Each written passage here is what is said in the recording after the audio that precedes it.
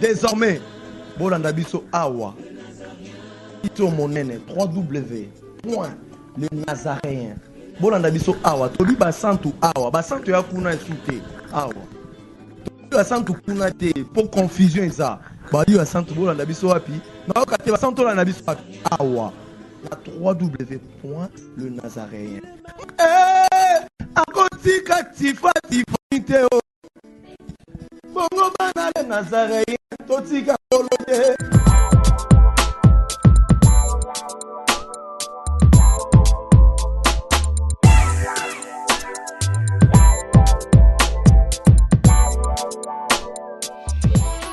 Alors j'invite toute l'assemblée à prendre la Bible. Nous lirons la parole de Dieu dans Philippiens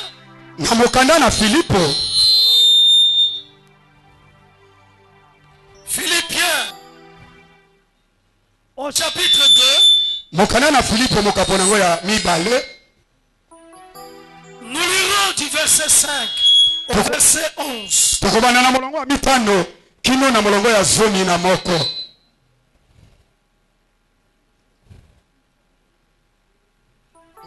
Philippiens chapitre 2.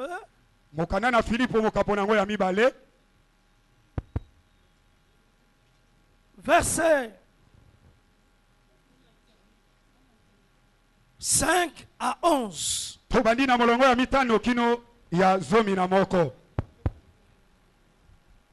J'invite alors toute l'assemblée à se tenir debout.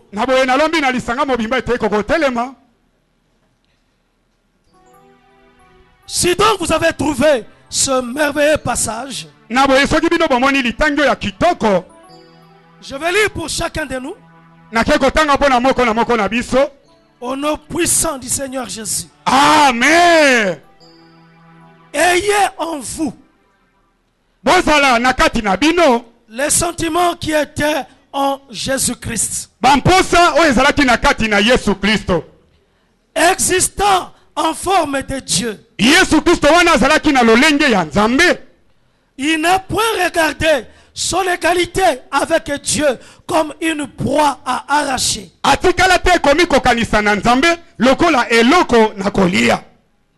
Mais il s'est dépouillé lui-même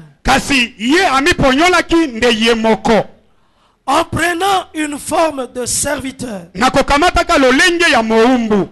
en devenant semblable aux hommes. Et il apparut comme un vrai homme. Il s'est humilié lui-même, se rendant obéissant jusqu'à la mort, même jusqu'à la mort de la croix. C'est pourquoi aussi Dieu l'a souverainement élevé et lui a donné le nom qui est au-dessus de tout nom, afin qu'au nom de Jésus tout genou fléchisse, dans les cieux, sur la terre et sous la terre, et que toute langue confesse que Jésus-Christ est Seigneur, à la gloire de Dieu le Père. Parole du Seigneur.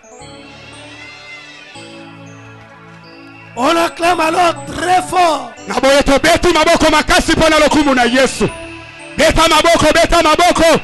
Bakisa mololo mololo mololo mololo mololo.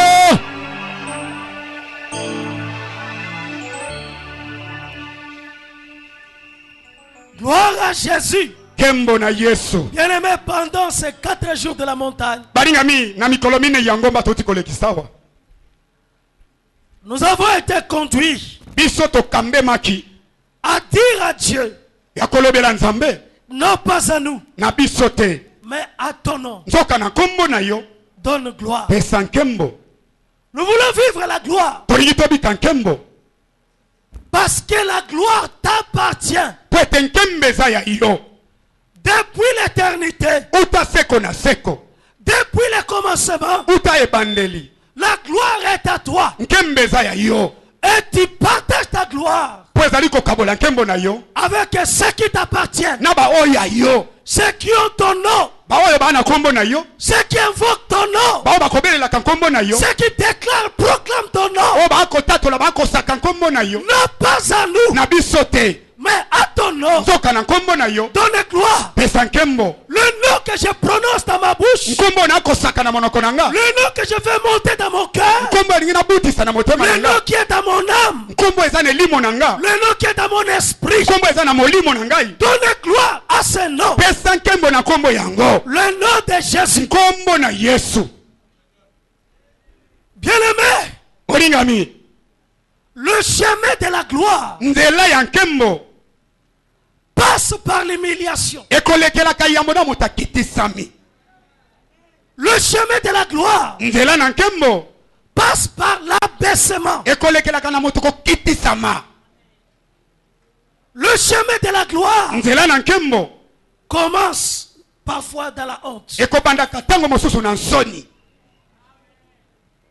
Jésus est l'exemple. Jésus est le modèle. Avec nous tous, nous copions Jésus. Nous voyons ce qu'il a fait. Avec aujourd'hui, nous puissions être appelés des descendants d'Abraham. Avec aujourd'hui, nous puissions être appelés des fils et des filles de Dieu. Avec aujourd'hui, nous puissions être appelés des héritiers de Dieu. Des co-héritiers du Christ. La gloire est précédée par la honte, par la confusion, par l'humiliation. Mais c'est le chemin de Dieu. Jésus-Christ, dans toute sa gloire, lui qui est Dieu, mais à cause de son amour, parce que Dieu a tant aimé le monde, et il a donné son fils unique, avec qu'il puisse périr, mourir sur la croix, et quiconque croit en lui puisse échapper à la mort, puisse échapper à la damnation, c'est-à-dire l'éloignement définitif de Dieu.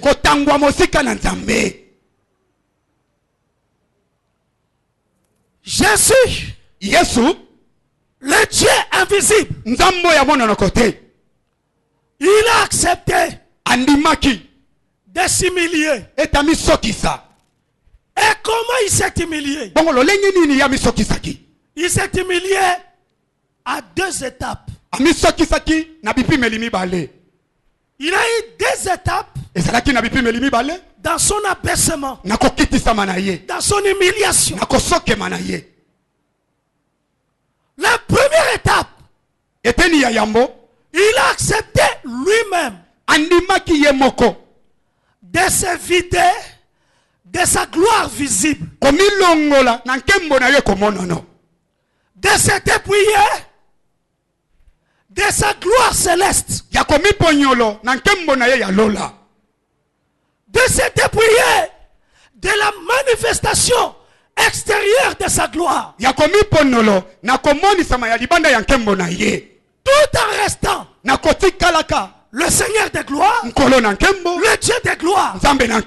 Mais tout ce qui apparaît, tout ce qui peut être visible, il s'est dépouillé de cette gloire pour venir sur la terre. Il a accepté de devenir homme, de devenir esclave, serviteur, de devenir un vrai homme. moto ya solo. Lui qui est Dieu. Yo yazali nzambe. Le Dieu invisible. Nzambo ya komonana te. Le Dieu immortel. Nzambo ya kufaka te. Le Dieu tout puissant. Nzambe tanguya. Il a accepté de s'abaisser Andimaki komikitisa. et de devenir une créature. Pe akoma ekelamu. De porter le corps. Alata nzoto. De passer par une femme. Alekela na nzela na mwasi. Et de naître comme un enfant. Pe abotama lokola mwana botamaka. Mais cet enfant qui était né Kasi mwana ya botamaki n'a pas commencé à exister ce jour-là. abandaki kozala na bobo ite mokolo ya botamaka. Lui, il est l'ancien des jours. Ye aza mpaka na mikolo. Lui, il est à l'origine de l'éternité. Ye aza na moboko ye bandeli ya makambo. Avant même que l'éternité ne commence. Yambo ata makambo ya seko na seko ezala na bomo. Lui, il existe. Ya zalaki. Et après, notre éternité future, Na sima na seko ezali koya. il existe. Azali. Mais il a accepté Nzoka ya ndimaki. de devenir homme comme toi, comme moi. Akoma moto lokola yo pe lokola nga. Parfaitement homme. Lolenge akokoka penza moto. Il a caché sa gloire. Abombi nkembo na ye. Il a couvert pour un temps sa gloire. Asipaki nkembo na ye na tango moke. Tout en restant Na kotikalaka le Dieu de gloire. nzambe na nkembo. Acclamez pour Jésus. Betela Yesu maboko. Bien-aimé, Oringami. je veux que tu retiennes Nalingi yo simba. que Dieu Ete nzambe. peut changer de forme Akobongola ba lolenge. de sa présentation. Ya komitalisa na ye. Mais il ne cessera jamais d'être Dieu. Kasa kotikalaka te kolongwa nzambe. Il reste Dieu. Atikali nzambe. Même s'il change Ata soki abongwani. la forme de sa présentation, Lolenge ya kotalisama na ye. son aspect extérieur, Lolenge na ye ya libanda. mais il est Dieu. Soki aza nzambe. Il reste Dieu. Patikali nzambe. C'est pourquoi j'aime cet homme, l'archibishop. Tala tina nalingaka moto ye episkopo somi mokonzi Il kutino. ne cesse de défendre Atikaka te kokotela. la cause de Jésus. Na tina na Yesu. Jésus Yesu. ou Jésus To Yesu. ou rien. To eloko te. Ou Jésus To Yesu. ou rien. To eloko te. S'il ne doit pas parler de Jésus, Soki tolobela te na tina na Yesu. il va déposer son micro. Atika pe elobeli na ye. Amen. Amen.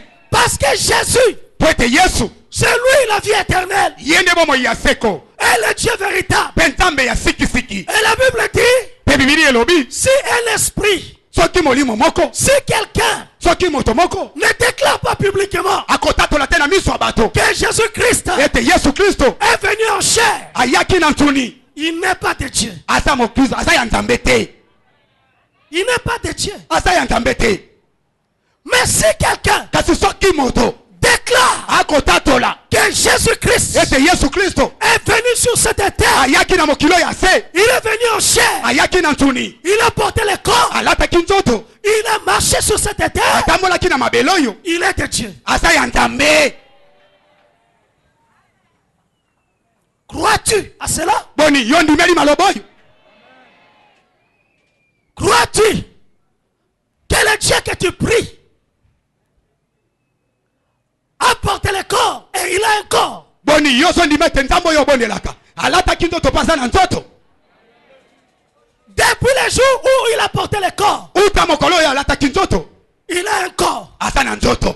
Et c'est un homme, Pe aza moto. un vrai homme, Moto ya solo. 100% homme, Mokama likolo ya mokama moto. et 100% Dieu. Nzoka mokama likolo ya mokama nzambe. C'est pourquoi Tala tina. nous venons à sa table. Toyaka na mesa na ye. Nous disons, Tokoloba. nous prenons ton corps Tokokamata nzoto na yo. et nous prenons ton sang. Pe tokokamata makila na yo. Parce qu'il a existé Po ete azalaki na bomoi. sur cette Na terre mokilo ya se. et il continue à exister Tokoba kozala. avec ce corps. Na nzoto yango. Puisqu'il est sorti du tombeau, Po ete abima kuta na nkunda. il est vivant. Asa na bomoi. Acclamez pour Jésus. Betela Yesu maboko.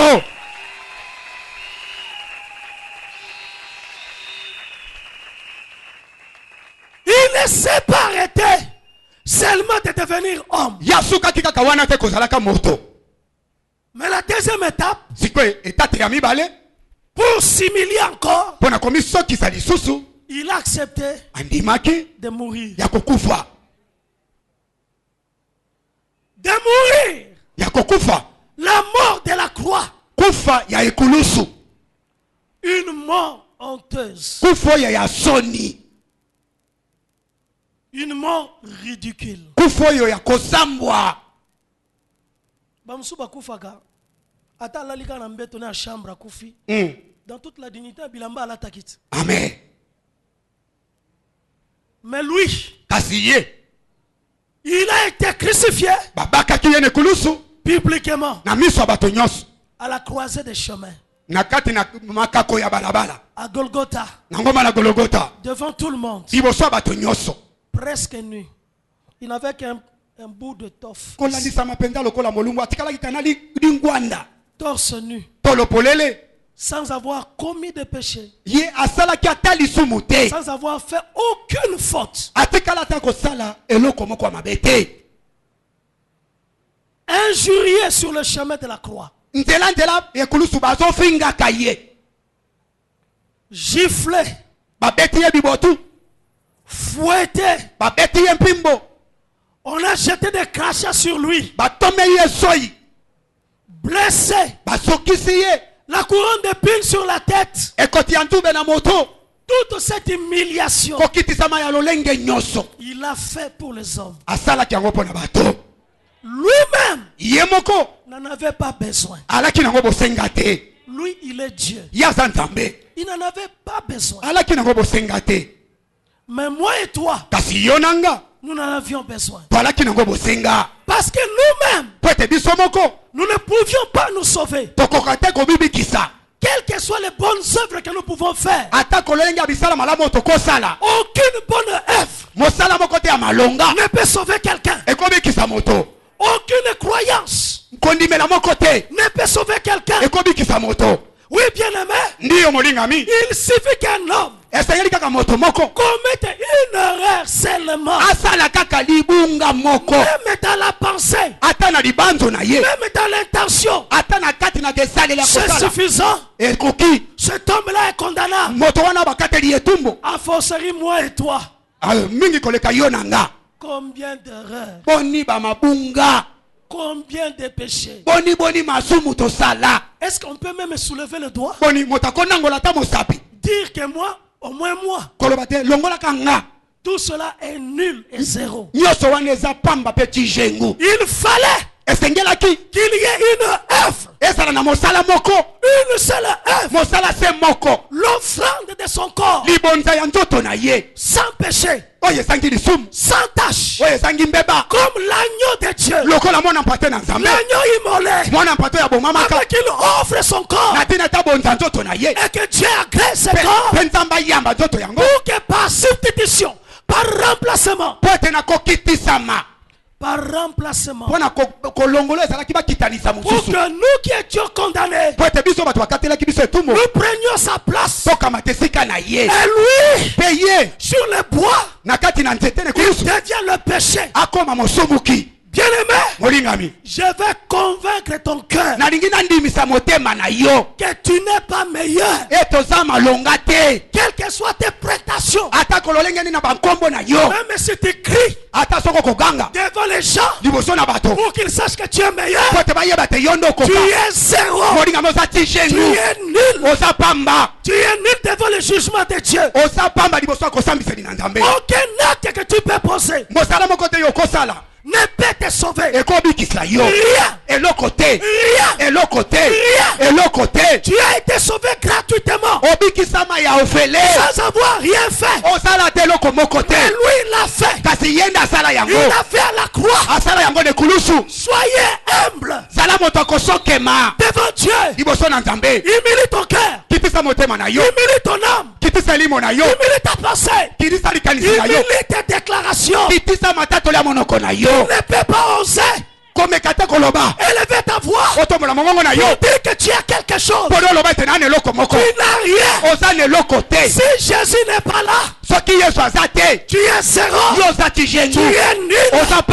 Parce que tout est grâce. Prêcher la parole, c'est une grâce. Une simple grâce. Aucun mérite. Mais c'est la grâce de Dieu seulement. Nous prêchons là. On est meilleur. Non.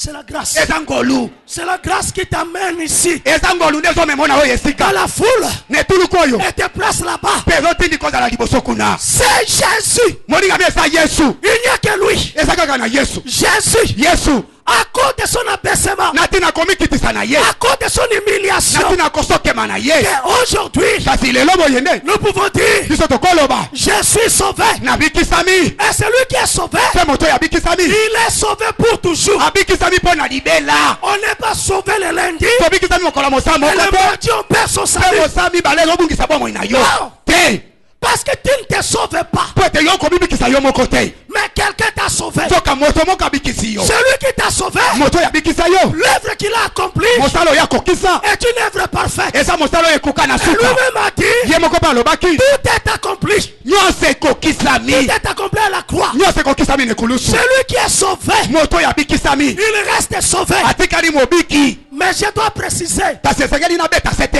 que dans l'église de Dieu, ete na ndako na nzambe il y a des gens qui ne sont pas sauvés eza na basusu nano babika te parce qu'ils n'ont pas cru en Jésus. po ete bandimela yesu Ils te n'ont jamais accepté Jésus. batikala te koyamba yesu Dans leur cœur, na mitema na bango il y a des sorciers, eza na bandoki il y a des magiciens, eza na bato na il y soloka a des escrocs. eza na bakosi Mais je dois te dire, esengeli ngai nayebisa yo si tu es dans ce cas-là, soki oza na molongo ya bato wana un jour est venu, mokolo ye le temps est arrivé, ntango ekoki avec que tu prennes la décision. na ntina ete yozwa mokano Tu es sur une fausse route. oza na nzela mabe Te trompe seulement. omikosi kaka Ce n'est que l'apparence. kaka nde libanda na yo sokosi L'apparence ne sauve pas. libanda ya moto komona na C'est la ebikisaka vérité te qui sauve. eza solo nde ebikisaka Tu peux être toujours à l'église. yo koya ntango nyonso na ndako ya Le nzambe premier à l'église. koya na ndako na nzambe moto ya Il faut liboso danser, tu danses. soki esengeli kobina obini Il faut s'agenouiller, tu soki t'agenouilles. esengeli kofuka Quand il mofukami faut donner les dîmes, tu donnes les soki dîmes. esengeli moko nazo Quand il faut mokopesa donner les offrandes, soki tu mabonza donnes les offrandes. okopesa mabonza Mais toutes ces choses kasi makambo nyonso wana osalaka ne sauvent pas. ekobikisaka Il te n'y a que Jésus kaka yesu qui sauve. nde abikisaka Il n'y a que la croix de Jésus kaka kulusu na yesu qui sauve. nde Bien-aimé. ebikisaka molingami Je veux, Seigneur, je veux, Seigneur, nalingi nkolo que ce peuple ne rate pas le ciel, ete bato oyo bazanga lola te mais que les gens s'accrochent au ciel. kasi bato bakangama na lola Nous venons à l'église toyaka na ndako na nzambe en priorité pour le ciel. likambo ya yambo ezalaka nde tokota lola Tu dois être sauvé. molingami osengela omibikisa C'est celui qui est sauvé qui est béni. oyo abikisami nde apambolami Quand moi je dis nous sommes bénis, ntango ngai nalobaka topambolami il y a un préalable. eza na likambo ya yambo esengeli C'est que okokisa tu es sauvé. ikoloba ete yobikisami Mais si tu n'es pas sauvé, kasi soki obikisami te même si j'écris 1000 fois là-bas, ata nakokanga mbala nkoto liboso awa soyez bénis. bopambolama La bénédiction ne te touchera pas. lipambole kosimba yo Parce te que tu n'es pas concerné. po ete likambo yango etali yo Tu te n'es pas concerné. etali yo te likambo yango La bénédiction est pour ceux qui sont en Jésus. lipambole eza mpo na bato baza kati na yesu La Bible dit, bibili elobi le châtiment qui nous donne la paix etumbu ebandaki kopesa biso est ngambo tombé sur lui. ekiti likolo na Là ye dont les ordonnances nous condamnaient mokano ebandaki kokatela biso etumbu a été déchiré, bapasolaki yango a été détruit à la croix. babebisaki yango na Et ekulusu si tu ne crois pas à la croix, soki ozondimela ekulusu te mais comment la malédiction peut partir? lolenge nini elakeli mabe ekokima nzoto na yo Il n'y a pas moyen. lolenge kosalema eza Car te un homme ne peut pas enlever la malédiction. po ete moto mokili akolongola elakeli mabe te Il n'y a que Dieu. kaka nzambe Il n'y a que le sang de Jésus. kaka makila na yesu Il n'y a que la croix de Jésus. kaka ekulusu na Il yesu n'y a que l'œuvre de la croix. kaka mosala na ekulusu Bien-aimé, molingami Jésus est réel. yesu aza solo C'est un homme. aza moto Il a été sur cette terre. azalaki na mokili oyo Il ase est né à Bethléem. abotamaki na beteleme Il a grandi à Nazareth. akolaki na nazareta Jésus, yesu il s'est promené dans les différents endroits, atambolaki na bisika faisant du bien kosalaka bolamu à quiconque veut. moto oyo nani alingi À celui qui veut, na moto oyo être béni, alingi apambolama qui s'approche de lui apeleme mpa na ye dans toute humilité, nakomikitisa nyonso en disant, nakolobaka je ne peux pas, Seigneur, nakoki te nkolo aie pitié de moi. yokela ngai mawa J'ai besoin de toi. naza na bosenga na yo C'est toi l'unique sauveur. yo nde bobikisi ya likinda Il n'y a pas deux sauveurs. babikisi bali mibale te Il n'y a pas trois sauveurs. babikisi bali misato Il te n'y a qu'un seul sauveur. mobikisi aza se moko C'est toi. eza yo Le Le sauveur est celui qui était monté sur la croix. Celui qui a donné sa vie. Celui qui a versé le sang. C'est celui-là le sauveur. L'archibishop n'est pas le sauveur. Les bishops ne sont pas des sauveurs. Les pasteurs ne sont pas des sauveurs. Les anciens, les diacres ne sont pas les sauveurs. Les bergers ne sauvent pas. Les encadreurs ne sauvent pas. Les musiciens ne sauvent pas. Les choristes ne sauvent pas. Tous ceux qui travaillent dans la maison de Dieu ne sauvent pas. Mais ils travaillent à cause de la grâce de Jésus. À cause de la grâce de Dieu. La grâce de Dieu les a élus. La grâce de Dieu les a choisis. La grâce de Dieu les a jugés dignes. Mais un seul Jésus. La famille ne sauve pas. L'église ne sauve pas. Quel que soit le nom, l'armée de victoire ne sauve pas. Celui qui sauve, c'est Jésus. Celui qui a payé le prix. Il a versé le sang. C'est celui-là qui sauve. Oui, bien-aimé. Jésus. Ce nom-là est le plus beau cadeau. Il n'y a pas un cadeau comme le nom de Jésus. Il n'y a pas un beau cadeau, un plus grand cadeau que le nom de Jésus. Si tu as le nom de Jésus, tu es sauvé. Si tu crois au nom de Jésus, tu es sauvé. L'apôtre Jean a dit, j'ai écrit tout cet évangile avec les hommes croient en Jésus et qu'ils aient la vie éternelle. Il n'a pas perdu son temps. Il avait qu'un seul objectif. En écrivant l'évangile selon Jean, que tout homme croit en Jésus et que s'il croit, qu'il soit sauvé, qu'il ait la vie éternelle. Oui, bien-aimé, toi qui crois en Jésus, je dois t'assurer, tu ne seras pas sauvé, mais tu es déjà sauvé. Tu es sauvé aujourd'hui. Tu es sauvé tel que tu es là, tel que je te vois là. Mais parce que tu as pris la décision de choisir Jésus, d'aimer son nom, de danser derrière son nom. Celui qui est sauvé, quand il entend le nom de Jésus, son cœur bouge. Vous le sentez léger. Vous le sentez dans la joie, dans l'assurance, dans la paix. Vous le sentez, il est très sûr de lui. Celui qui est réellement sauvé, il n'a pas peur. Parce que celui qui est plus grand que celui qui est dans le monde est en lui. Il n'a pas peur des sorciers. Le mois de décembre, très souvent les gens élèvent les sorciers.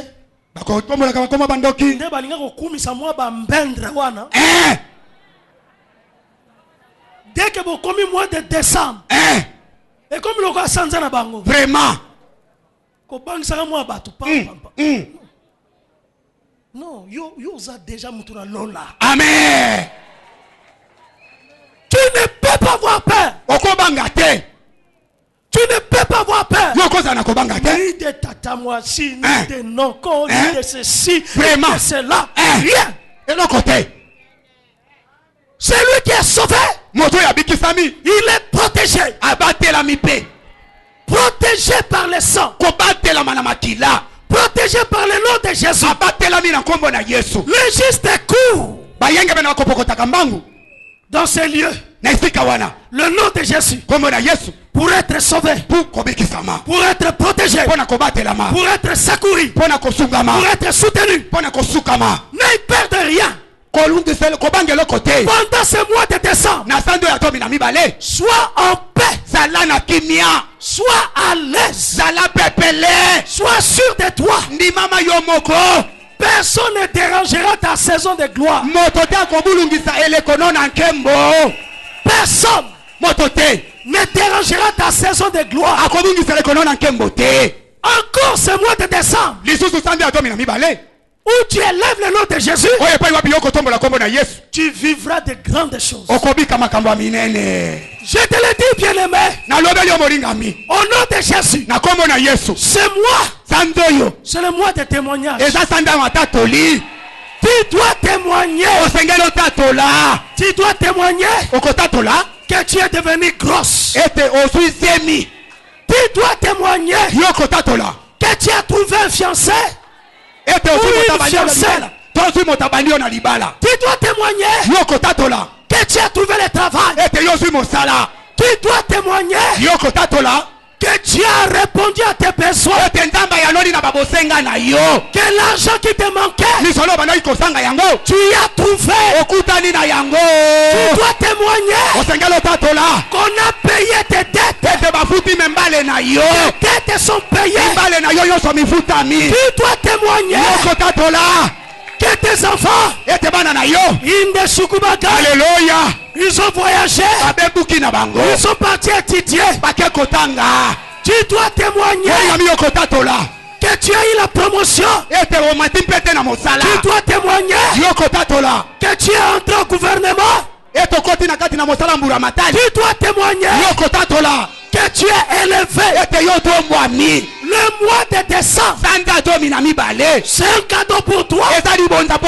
C'est un cadeau pour toi. Le mois de décembre a été lié avec le nom de Jésus. Le nom de Jésus. Lis-moi. Et tout ce que tu fais pendant ces mois est sous l'autorité de ce nom. Non pas à toi, mais à son nom. Qu'il donne gloire. Qu'il donne gloire. Ce mois ici, tu lèveras les deux mains. Tu chanteras avec les deux mains. Tu danseras. Alléluia. Dans le nom de Jésus, tu lèveras les deux mains et tu danseras. Tu es Dieu. Tu es Dieu. Tu n'as jamais changé. Tu es le Dieu vivant. Tu es le Dieu puissant. Tu danseras ce mois. Je le fais. Au nom de Alléluia. Dans le nom de Jésus. Komboyo. Komboyo. Komboyo. Komboyo. Ya Yesu. Komboyo.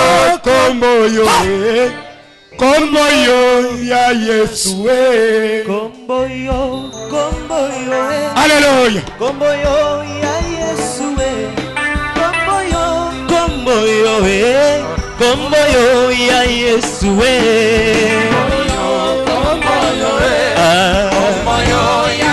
Ya Yesu,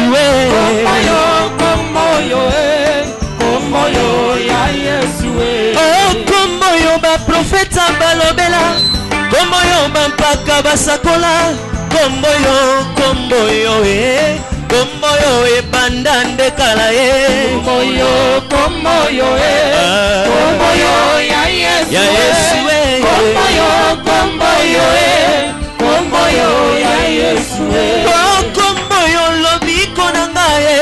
Komboyo lisekwa nanga, komboyo komboyo komboyo utana lola komboyo komboyo komboyo ya Yesu, komboyo komboyo komboyo ya Yesu.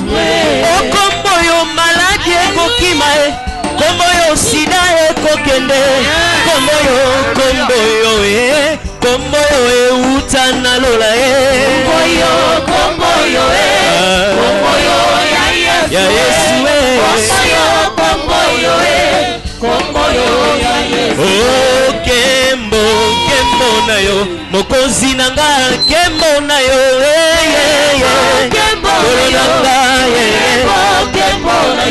Yesu yo salata fololo nalonga yo na motema na ngai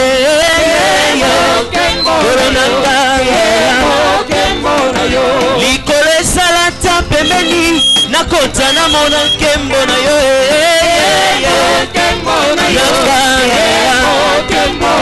otobeta masolo ya motema oyo mokili eyokaka te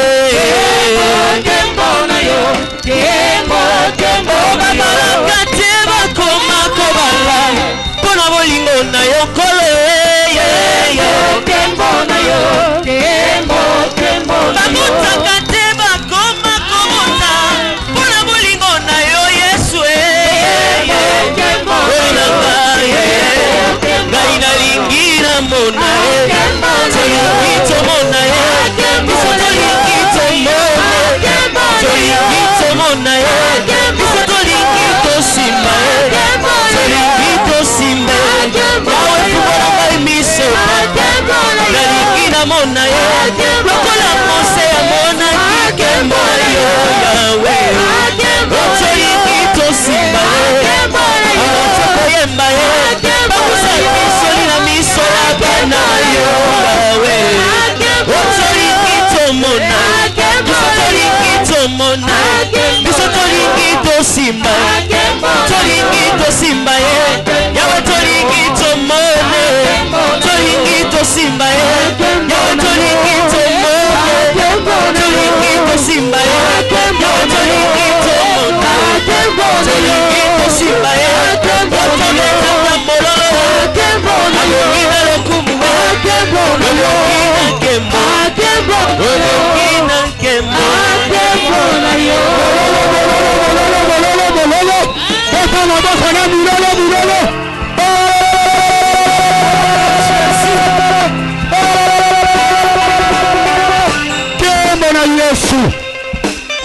Gloire à Jésus.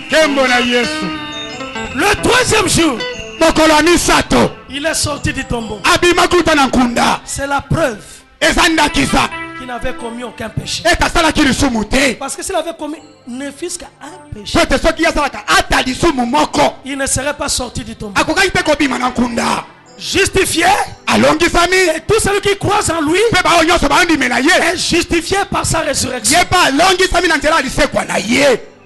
Celui qui est justifié par lui, il est réellement justifié.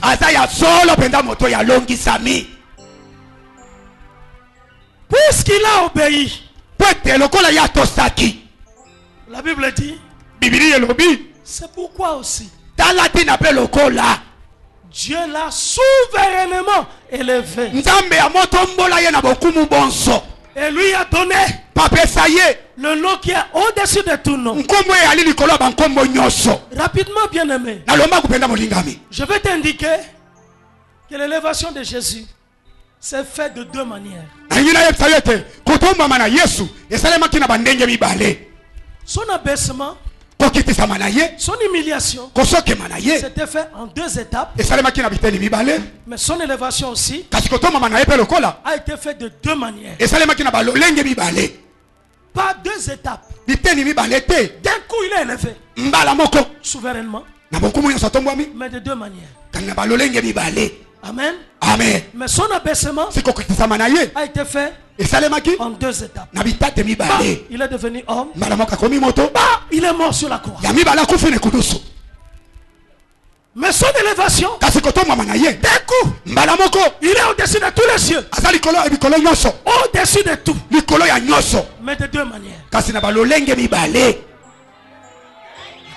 C'est la révélation.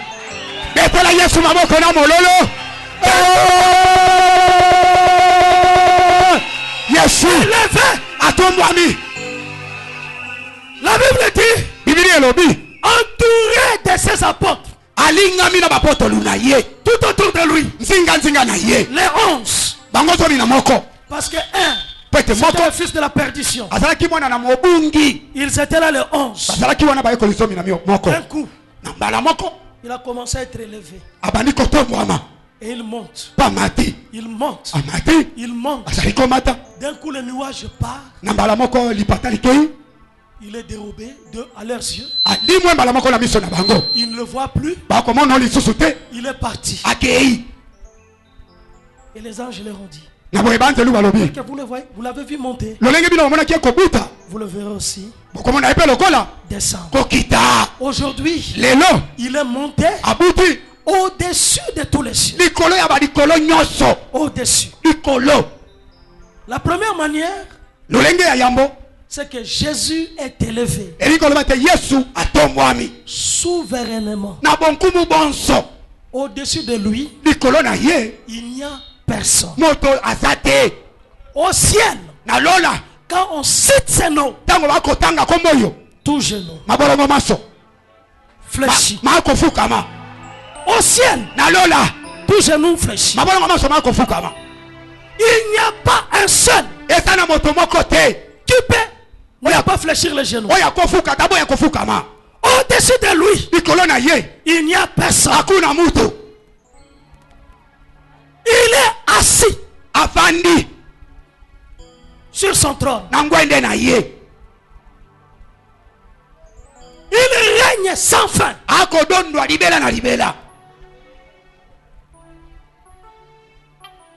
C'est lui, le roi des rois, le Dieu de Dieu, le très haut. Lorsque tu parles du ciel, tu parles de lui. Lorsque tu dis qu'il ouvre les écluses des cieux, tu dis que Jésus ouvre les écluses des cieux.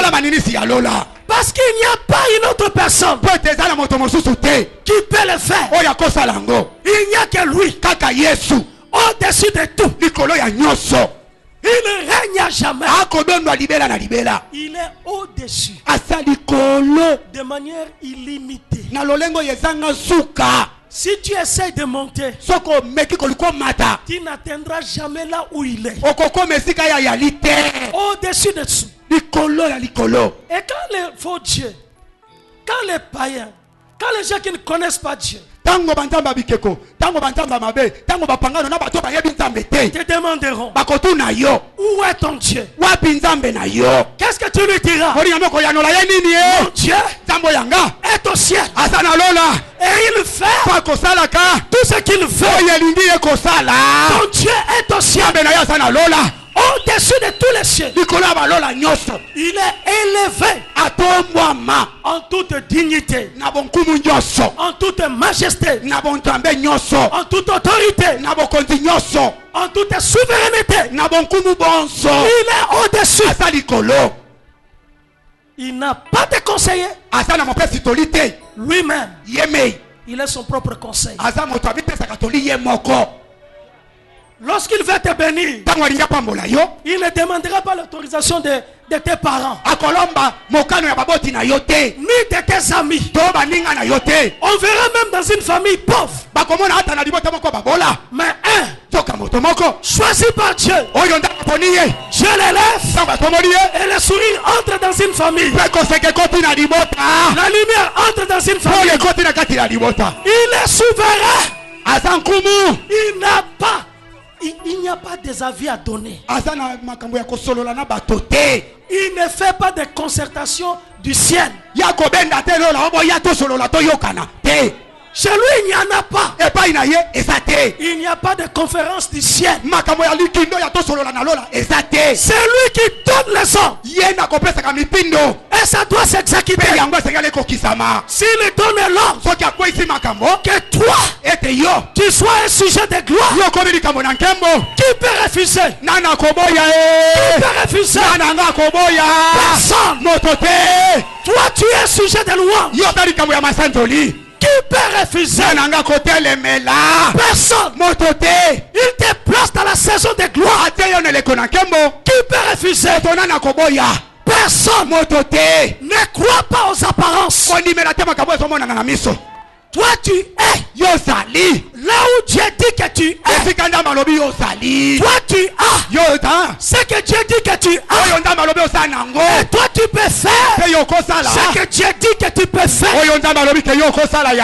Parce que lui, il est au-dessus de tous les cieux.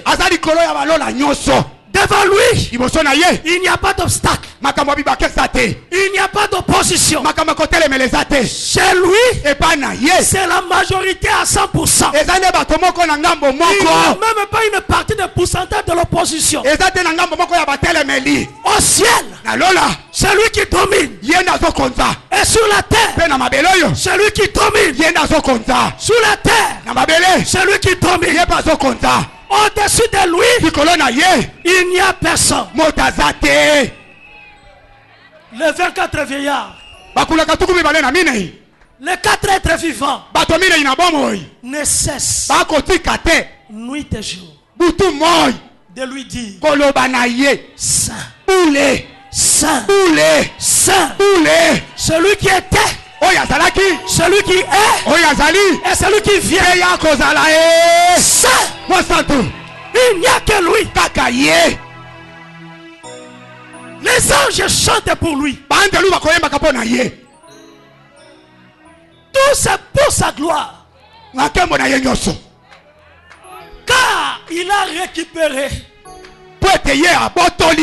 Non, il a repris la gloire qu'il avait au commencement. Il dit quand il a prié, avant d'affronter la mort, il dit Père, donne-moi la gloire que j'avais au commencement.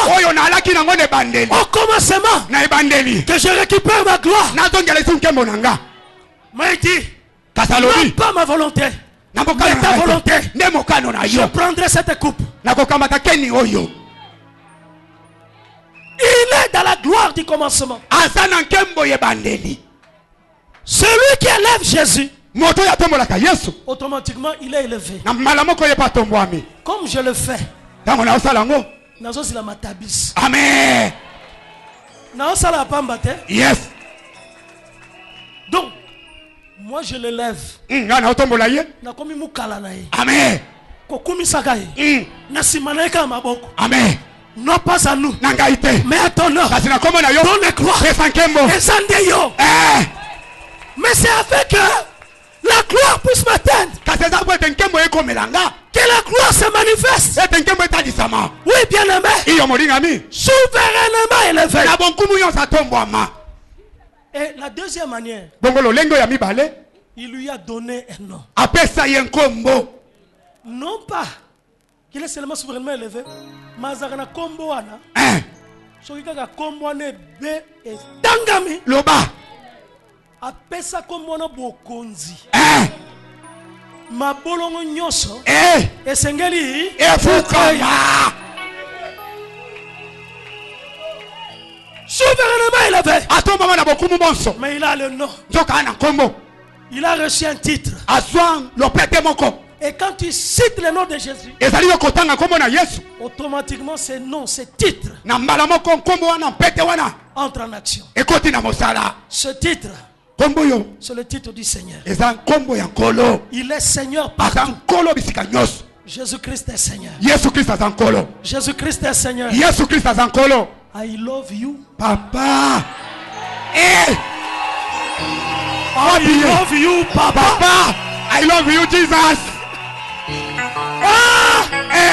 J'aime Jésus. I love you. I love you, Jesus. Jesus. I love you, Jesus. Le Seigneur des Seigneurs. Dès que tu cites le nom de Jésus, Lola. Ezwa mitindo. Alléluia. Et yeba ke kombo na Yesu, ezali kombo ya Seigneur. Amen. Mabele. Ezwa mitindo. Amen. Dès que tangi kombo na Yesu, ezali kombo ya Seigneur. Amen. Nase na mabele. Ezwa mitindo. Alléluia. Tango tangi kombo na Yesu, ezali kombo ya Seigneur. Amen. Kombo wana ezotambola kana mitindo. Amen. Na mitindo po na bonga. Amen. Po na yo obonga. Amen. Ndeko na ngai. Na nyoso wana. Oh ya sala. Oh ya zali. Oh comment on a zali. Bon yo vie na yo changer te. Eko changer. Bongo yo otikala kaka boye. Te. Ou bien okutana na Yesu mususu. Lobelanga. Kasi Yesu ya Paul te. Yesu ya Pierre te. Yesu ya Jean te. Yesu ya Fernando te. Yesu ya Emi te. Yesu ya John te. Yesu ya Babishop te. Loba. Ou bien yo kutana na Yesu mususu. Mais ce que kutana na oya solo. Lobelanga papa. Oyo mapinga te yaka. Bomo ina yo. Alléluia. Esengeli échanger. Maboko na bilolo. Jésus. Ça doit changer. Esengeli bongwana. Osengeli opala. Amen. Osengeli opota. Amen. Osengeli osala bonne santé. Amen. Osengeli voyager. Amen. Osengeli mona makambo minene. Amen. Osengeli olonga banguna. Amen. Osengeli obeta beta. Amen. Tu nyoso kotelemela yo. Amen. Inde shukubaka. Alléluia. Dans le nom de Jésus. Amen. Molonge zali yo. Amen. Inde kurubaka. Amen. Dans le nom de Jésus. Amen. Amen. Tu ne peux pas marcher la tête basse. Reçois cette grâce. Mais la tête est haute. Oui. Ndio. Ngai. Reçois cette grâce. Bien aimé ngana yeba. Tant na sosoli Yesu ya solo. Vraiment. J'ai compris qui il est. Na sosola kinani yaza. Bien aimé. Oringami. Nalobaki dimanche passé. Nazalaki kaka mutu à ligne 11. Yoka bien. Yoka bien. J'avais dit ça aussi. Nalobaki yango lokola. Avoir mon apparence. Comment on libana na ngai? Peut-être que vous ne pouvez pas espérer grand chose. Tango sotokoli chateke makamba minene koya. Mais ngai moko na mutema. Na yebaka à partir ya ngonga wana.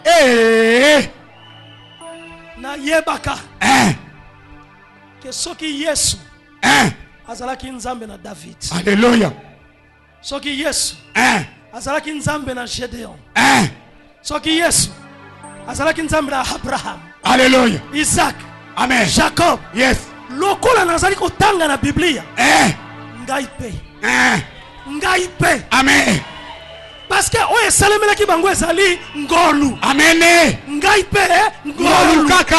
Alors pourquoi ngai na bongate? Ngoya. Loba. Loba. C'est la grâce de Dieu. Esa ngolu na nzambe. Sois fort. Zala makasi. Un homme de foi. Tomola mongongo. Un homme de foi. Moto ya kondima. Une femme de foi. Mwasi ya kondima. Le juste vit par la foi. Kondima. Le juste réussit par la foi. La foi en quoi? En Jésus-Christ. La foi en son nom. Alléluia. La foi en son nom. Tu as un grand Dieu. C'est un miracle qu'il habite dans ton cœur. C'est un grand miracle que Dieu habite dans le cœur. Alors qu'il remplit tout l'univers. Il couvre tout l'univers.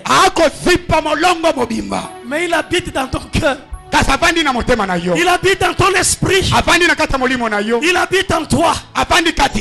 Tu es sauvé par lui. Tu es justifié par lui. Tu es aussi glorifié par lui. Tout c'est lui qui est justifié et glorifié. La gloire de Jésus est avec toi. N'est-ce pas que nous chantons et nous disons, quand je vois en toi la gloire de mon Dieu. Quand tu as reçu Jésus, je ne peux voir qu'en toi la gloire du grand roi. Cette gloire est en toi. Elle loge en toi. Quel que soit le temps qui peut passer, ça va se manifester. Parce que le chemin de la gloire commence par l'humiliation, commence par l'abaissement. Ce n'est qu'un commencement, ce n'est pas encore la fin. Dieu n'a pas dit le dernier mot, et que personne ne puisse mettre un point, qu'il mette seulement une virgule. Reçois cette grâce.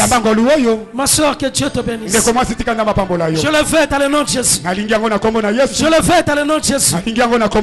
Sois béni. Que tes mains soient bénies. Et que ses mains touchent l'argent. Sois béni. Que la grâce te touche. Remercie Dieu. Dis à Jésus merci. Merci pour tout ce qu'il a fait pour toi. Je veux que tu élèves la voix là où tu es et tu lui dis merci. Merci Jésus. Tu m'as sauvé. Merci Jésus. Tu m'as justifié. Merci Jésus. Tu m'as glorifié. Merci Jésus. Tu m'as donné ton nom. Ce grand nom.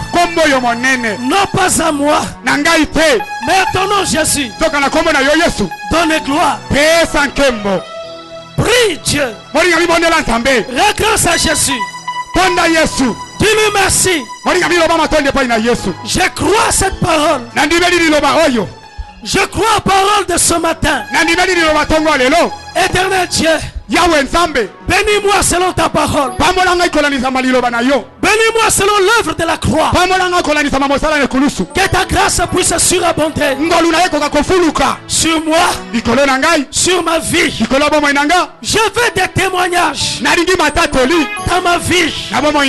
Pendant ce mois de décembre, ce mois est le dernier de cette année 2013. L'année de la saison de gloire. Je suis un sujet de gloire. Éternel Dieu, je n'attendrai pas 2014. Je suis déterminé à vivre la gloire. Je suis déterminé à vivre de grandes choses cette année et pendant ce mois de décembre, car j'appartiens à ta famille, j'appartiens à ta maison, car j'appartiens à ta race. Le sang de Jésus m'a lié à toi. Éternel Dieu, le Seigneur de gloire, sois béni, sois béni. Ma maison est bénie, ma chambre est bénie, mon lieu de travail est béni, tout endroit où je foulerai est béni. Je suis béni ce mois. Des cris de joie monteront dans mon cœur et traverseront ma bouche. Je vivrai la gloire. Je vivrai le miracle. Je vis la victoire. Au nom de Jésus.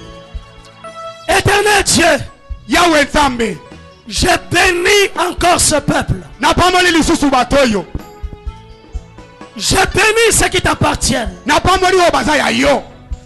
Lavé et purifié par le sang. Ceux dont les noms sont inscrits dans les livres de vie. Seigneur, qu'il témoigne, c'est moi. Et que l'on voit la différence entre ceux qui te connaissent et ceux qui ne te connaissent pas. Éternel Dieu, non pas à nous, mais à ton nom, donne gloire. Sois béni, sois béni, sois béni, au nom de Jésus. Et que toute l'assemblée dise 3 fois Amen, Amen, Amen. Amen, Amen, Amen.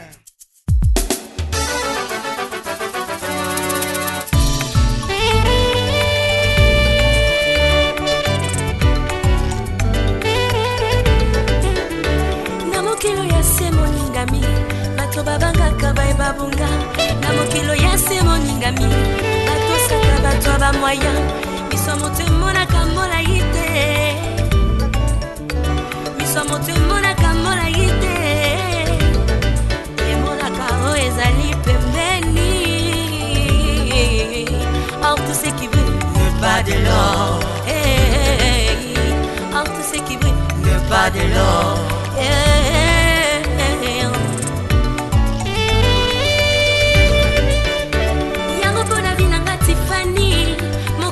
kate pona yebi naza elembo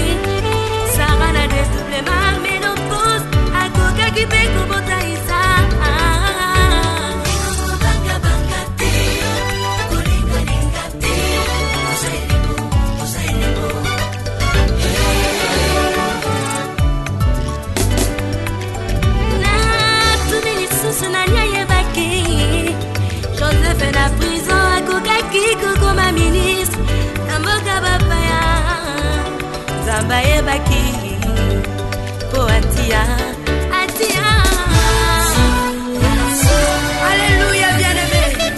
Oebitango batu ba mona kayo moto. Yalingi na bisoke nzamba mona ko moto kakate. Yes. Kasi nzamba so mono moto nzambe.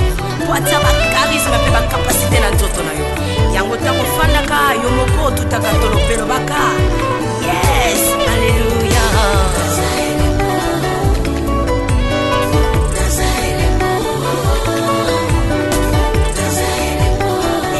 Bena nzoto nanga Yesu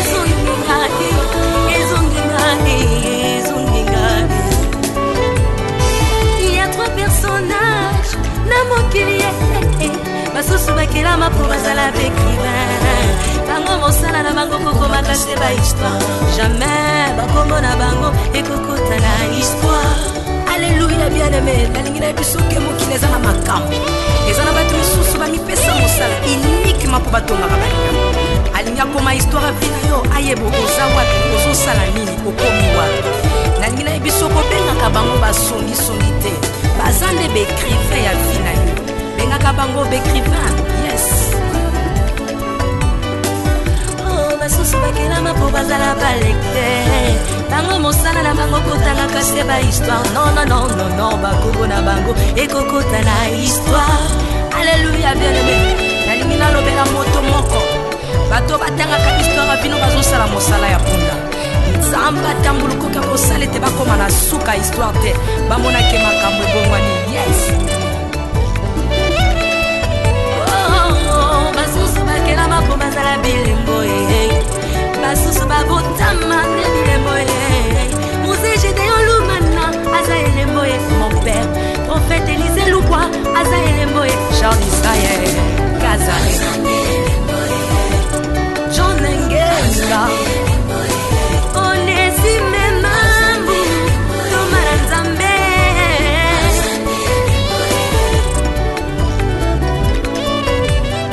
natangi na makomi nekomona biloko moko importante epai ya bero natuni Moïse azalaki na baton natuni Samuel azalaki na manto Ateli azalaki na manto yango Elisa komprenaki systeme manto na nzoto asengaki na Eli tikelanga manto manto ezali la nature divine kasi bana na nzoto na ngai manto ezali la nature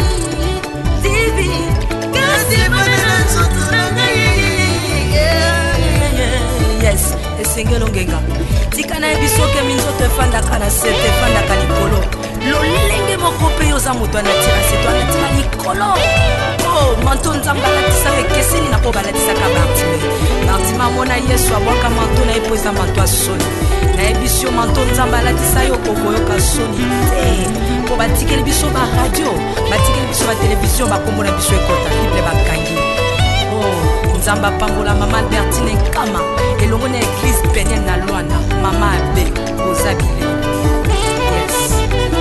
ebongo basali ya nzambe ya États-Unis ya Europa Afrika pe Asia Océanie oza bilembo mpo mafuta ezowuta nde na motu ya ron ezokita ezwima ndefu na ye kino na bilamba ata makolo